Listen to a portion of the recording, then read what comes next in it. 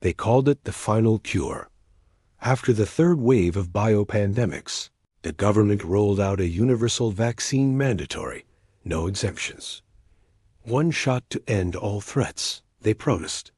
No more masks, no more quarantines, no more fear. Except, what followed wasn't peace. It was surveillance. Whispers, missing people, and then hallucinations. I received the injection 6 months ago.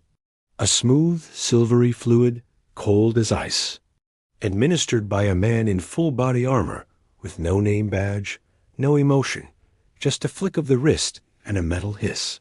They said I signed a consent, but I remember saying no. Twice. I started waking up in strange places.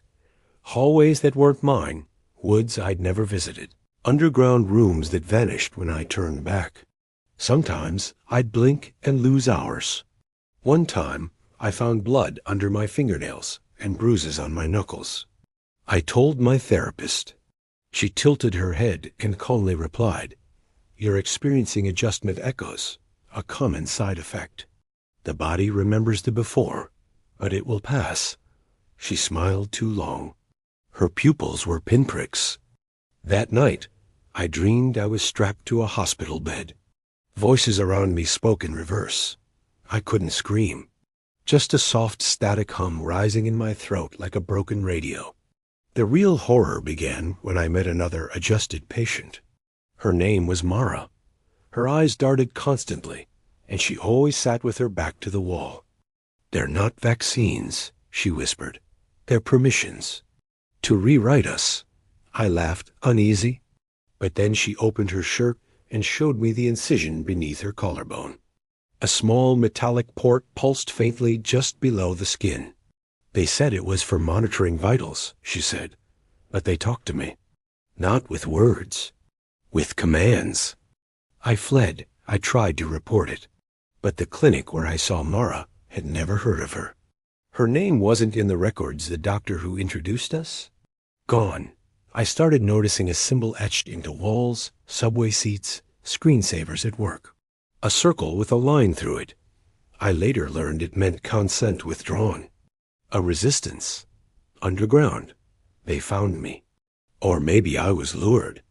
In a parking garage lit only by my phone's flashlight, 3 masked figures handed me a small black device.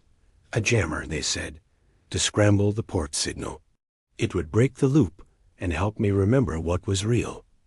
I activated it the next night, and everything shattered. Memories came flooding back. Not one injection. 7. Not one therapist. Multiple handlers. I wasn't resisting the program, I was part of it.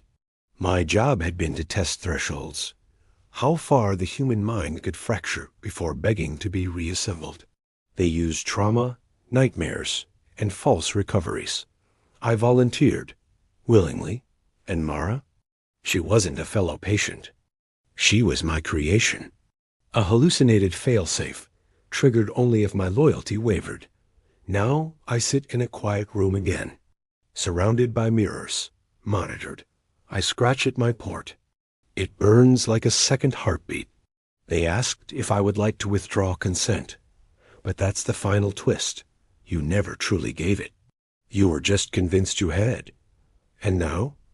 Now you belong to the loop. Just like I do. Just like we all do.